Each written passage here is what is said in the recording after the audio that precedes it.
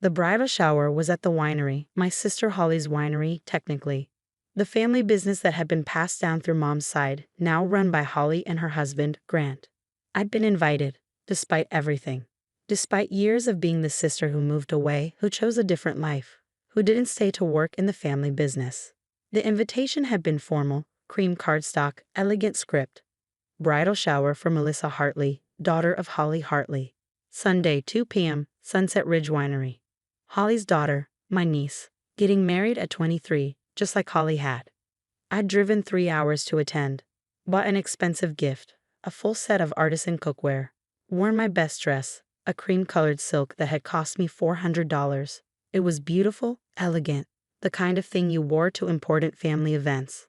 The winery looked stunning. String lights over the patio, white tablecloths, flowers everywhere. About 30 women gathered, sipping wine from the family vineyard and eating catered appetizers. Everything perfect, as Holly always insisted things be. Mom was there, holding court at the center table. 75 years old, still elegant, still commanding attention, still preferring Holly over me even after all these years. "Amanda," she said when I arrived. Not warm, just acknowledgement. No hug, no real smile. "Hi, Mom. You made it. Holly wasn't sure you'd come." I wouldn't miss Melissa's shower. Of course. Well, sit anywhere. Anywhere meant not at the center tables. Not near Mom, not where Holly's friends gathered. I found a seat at the edge, near some of Melissa's friends, young women I didn't know. Holly's friends occupied the center tables near Mom. The shower was typical. Games, gifts, laughter. I participated politely, smiled, drank water instead of wine because I had to drive home. Holly kept circling, playing hostess. She barely acknowledged me beyond a wave when I arrived, too busy managing the event, making sure everything was perfect, being the daughter Mom preferred. The winery was Holly's identity. She'd married young, stayed local, taken over operations when our grandfather retired. Built it into something successful, wine tastings, event venue, local reputation. I'd gone to college, moved to the city, became a corporate attorney, made good money but wasn't part of the family legacy. Mom never forgave me for leaving. Holly never forgave me for making a different choice that somehow reflected badly on hers. The gift opening was traditional. Melissa oohed and ahed appropriately. My gift, expensive kitchen equipment, was well received but not particularly remarked upon. After gifts, the catering staff began clearing tables. Women mingled, refilling wine glasses and taking photos. I was standing near the gift table when Holly approached. "Amanda, good to see you." Her smile was tight. "Holly, beautiful event." "We try. The winery's been doing well, booked solid for weddings all summer." "That's wonderful." "Yes, though it's been challenging managing everything. Mom's not involved anymore, obviously her arthritis. So it's all on me and Grant." "I'm sure you're doing great." She held her wine glass, red wine from the vineyard. "You know, Mom was asking about you." "Was she?" "Wondering when you'll settle down, get married, give her grandchildren." "Oh wait, she has grandchildren, mine." "Holly, I'm just saying, you left for your big career. Mom stayed here. I stayed here. We built this." She gestured around. "While you were in the city doing whatever lawyers do. I support myself. I'm successful, just differently." "Sure, differently. Well, I'm here 7 days a week managing the business that feeds this family." Several women had stopped talking. They were listening. "Holly, maybe we shouldn't." "Shouldn't what?" "Acknowledge that you abandoned the family, that you were too good for the winery, that Mom had to watch you reject everything she built." "I didn't reject anything. I chose a different career." "You chose to leave." Holly's voice was rising, the wine in her glass sloshing slightly. Mom was watching from her table, not intervening. "Holly, let's not do this at Melissa's shower." "Why not? She barely knows you. You're the aunt who visits once a year and sends expensive gifts to make up for never being here." "I'm here now." "Because you were invited, not because you care." "That's not fair." Holly stepped closer, her wine glass tilted. I thought it was accidental at first, the glass tipping forward, the red wine spilling out. But then I saw her eyes, the deliberate loosening of her grip, the intentional angle. The wine splashed across my dress, the cream silk, down the front, across my chest. soaking into the expensive fabric. Red wine, permanent stains, instantly ruined. I stood there, wine dripping down my dress, the cold liquid seeping through to my skin. Holly looked at me. Oops, my bad. Then she giggled. Actually giggled. The women around us started laughing, awkward at first, then more confidently, following Holly's lead. Mom was watching, just watching, not standing up, not saying anything, not defending me. Holly, one of her friends started. It was an accident, Holly said, still giggling. I'm so clumsy. Amanda, I'm so sorry. But she wasn't sorry. Her eyes were bright with satisfaction. My dress, I said quietly. It's just wine. It'll wash out. Probably. More giggling. This is silk. This is ruined. Well, maybe don't wear such expensive clothes to a winery.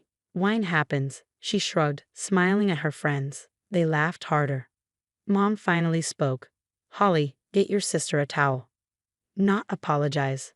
Not that was inappropriate. Just get a towel. Sure, Mom. Holly walked away, still smiling. I looked down at my dress, the red wine spreading, staining, destroying $400 of silk. Melissa came over. Aunt Amanda, I'm so sorry. Mom didn't mean. It's fine. Let me help. It's fine. I should go. I walked to my car, wine-stained, humiliated. Holly's laughter following me. Nobody stopped me. Nobody apologized properly. Nobody acknowledged that Holly had deliberately ruined my dress at her daughter's bridal shower while her mother watched. I drove home in my wine-soaked dress, 3 hours with the windows down, the smell of red wine filling my car. At home, I tried to clean the dress. Ran cold water over it, applied stain remover, soaked it. Nothing worked. The silk was ruined. The wine had set. $400 destroyed because Holly wanted to make a point about my life choices. I hung the ruined dress in my closet. Evidence. A reminder of what my family thought of me. Then I checked my mail. The envelope was there, from Whitmore and Associates, the law firm handling estate transfers. Thick manila envelope, official letterhead, requiring a signature. I'd been expecting it. Had actually forgotten about it with the shower happening that weekend. Mom was transferring the winery property to Holly. Making it official. Making Holly the sole owner instead of keeping it in the family trust where it had been for 40 years. But there was a complication, one Mom and Holly had probably forgotten about. Grandfather's will had specified that any transfer of the winery property required the unanimous consent of all direct descendants. That meant Mom's signature as current trustee, Holly's signature as recipient, and mine. I'd inherited the same legal rights as Holly under grandfather's will. Equal rights, equal share, equal say. I'd never exercised them, never interfered with Holly's management, never challenged her decisions or asked for profit distributions. But I had to consent to the transfer. Without my signature, nothing could proceed. I opened the packet, property transfer documents, quitclaim deed, trust dissolution papers. Multiple pages requiring my notarized signature to release my inheritance rights and allow Mom to transfer full ownership to Holly. There was a cover letter from Mom's attorney. Ms. Brennan, please review and sign the enclosed documents at your earliest convenience. Mrs. Hartwell wishes to complete this transfer by month's end to coincide with the winery's 45th anniversary. Your prompt attention is appreciated. Prompt attention. They needed my signature. Without it, the transfer couldn't happen. Holly couldn't become sole owner. The property would remain in the trust, jointly owned by all of us under grandfather's will. I looked at my wine-stained dress hanging in the closet. I called the attorney's office Monday morning. Whitmore and Associates. This is Amanda Brennan. I'm calling about the winery property transfer documents. Yes, Ms. Brennan. We sent those last week. Have you had a chance to review them? I have. Wonderful. Can you come in to sign, or would you prefer we arrange a notary to come to you? Neither. I'm declining to sign. Silence. I'm sorry, declining? I'm not consenting to the transfer. I'm exercising my rights under my grandfather's will to maintain my ownership interest in the property. Ms. Brennan, I'm not sure you understand. This is just a formality. Your mother and sister have already agreed, and I'm declining, which means the transfer can't proceed without unanimous consent, which I'm withholding. May I ask why? That's between me and my family. Ms. Brennan, this will complicate the estate planning significantly. That's unfortunate. My decision is final. Your mother and sister will be very disappointed. They'll be informed by your office, I assume. Good day. I hung up. Within an hour, Holly called. I didn't answer. She called 5 more times. Then Mom called. I answered. Amanda, what is this nonsense about not signing the papers? It's not nonsense. It's my legal right. Your legal right? The winery is Holly's. She's run it for 20 years, and she can continue running it. But I'm not signing over my ownership interest. Why would you do this? Because Sunday, Holly threw wine on my $400 dress, giggled, and you sat there watching. Then her friends laughed, and nobody apologized. That's what this is about, a dress. That's what it's about, respect, which I didn't receive. Holly said it was an accident. Holly deliberately poured wine on me while making a speech about how I abandoned the family. That wasn't an accident. That was calculated humiliation. You're being dramatic. I'm being clear. I won't sign documents for people who treat me like trash. Amanda, this is the family business. You can't hold it hostage over hurt feelings. I'm not holding it hostage. I'm exercising my legal rights. If Holly wants sole ownership, she can buy out my share. Buy you out? With what money? That sounds like a Holly problem. She owns a successful winery. Surely she can arrange financing. You know wineries operate on thin margins. We can't afford to buy you out. Then I remain a co-owner, as grandfather intended, as his will specifies. This is cruel. Cruel is watching your daughter pour wine on your other daughter and doing nothing. Cruel is allowing your granddaughter's bridal shower to become a humiliation event. Cruel is valuing one daughter over the other for 20 years. I don't. You do. You always have. Holly stayed. I left. That makes her the good daughter and me the bad one. Even when the good daughter throws wine on me, you sit there silent. Holly was upset. Holly was vindictive. There's a difference. Mom hung up. Holly called from her husband's phone. I answered. Amanda, this is insane. You can't block this transfer. I can. I am. Over a stupid dress? Over deliberate disrespect. It was an accident. It was punishment for not being you, for making different choices, for leaving. You're going to destroy the winery over this? I'm not destroying anything. You can keep running it. I just won't be signing away my inheritance rights to someone who pours wine on me. That's blackmail. That's consequence. You want me to happily sign over my share of the family business after you've humiliated me? No. What do you want? Money? Is that what this is? I want nothing from you. Then sign the papers. No. I'm keeping my ownership share.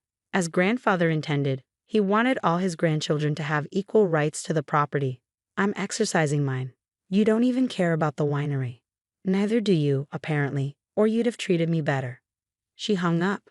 The attorney called. Ms. Brennan, perhaps we can schedule a mediation. No mediation. My decision is final. Your mother is quite distressed. My mother watched her daughter assault me with wine and said nothing. She'll survive some distress. This will tie up the estate indefinitely. Then it's tied up. Grandfather made unanimous consent a requirement for a reason. Perhaps he knew families like ours needed checks and balances. This seems quite vindictive. This seems quite legal. Are we done? He sighed. If you change your mind, I won't. 3 weeks later, Mom called from Holly's phone. Amanda, please, we need to resolve this. There's nothing to resolve. I'm exercising my rights. Holly wants to apologize. Holly wanted to humiliate me. She succeeded. Apologies don't undo that. She was wrong. I was wrong. Please. You were wrong, and you did nothing. You sat there and watched your daughter pour wine on me while her friends laughed. You chose her. Again. I'm sorry. Sorry isn't enough. 20 years of choosing Holly over me. 20 years of making me feel like I was wrong for choosing differently. And the one time I show up, I get wine poured on me for my trouble. What can we do? Nothing. The winery stays in the trust. Holly can keep running it, but she doesn't get sole ownership. She gets to share it with the sister she humiliated for the rest of her life. Amanda. I have to go, Mom. I have a winery to co-own. I hung up. The winery remained in the trust. Holly continued managing it, but with the knowledge that I owned an equal share. That every decision, every profit, every success was partially mine. I never visited again, never attended another event, never signed those papers. Holly got to run the family business, but she had to share it with the sister whose dress she ruined. And every time she poured wine at a tasting, I hope she remembered the wine she poured on me. The one that cost her sole ownership of everything she worked for.